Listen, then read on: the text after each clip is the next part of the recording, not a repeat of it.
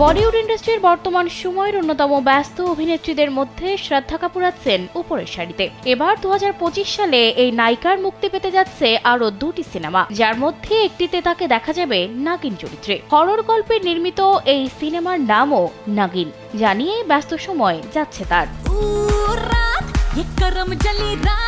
শ্রদ্ধাকে নাগিন হিসেবে পর্দায় হাজির করবেন নির্মাতা নিখিল দ্বিবেদী। এরই মধ্যে সিনেমাটির দৃশ্য ধারণ শুরু হয়েছে। এ ছবি নিয়ে ভীষণ উচ্ছ্বাসিত শ্রদ্ধা।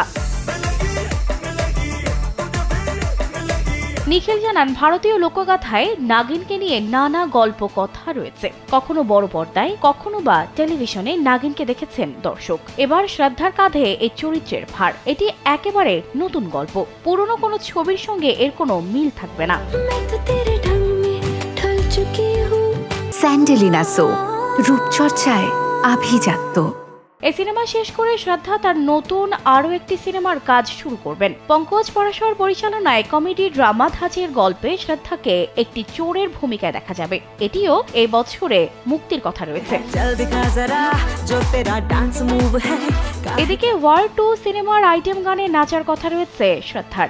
যশরাজ স্পাই ইউনিভার্সের পরবর্তী সিনেমা ওয়ার 2 বানাচ্ছেন অয়ন মুখার্জি। এতে ঋতিক রোশনের সঙ্গে দৌড়তে মেতে উঠবেন দক্ষিণী তারকা জুনিয়র এনটিআর। শোনা যাচ্ছে এই সিনেমার একটি আইটেম গানে ঋতিক ও এনটিআর এর সঙ্গে নাচতে দেখা যাবে শ্রদ্ধাকে। নায়িকার সঙ্গে নাকি প্রাথমিক কথাবার্তাও হয়েছে, তবে এই নিয়ে এখনো কোনো আনুষ্ঠানিক কথা বলেননি নির্মাতা ও অভিনেত্রী।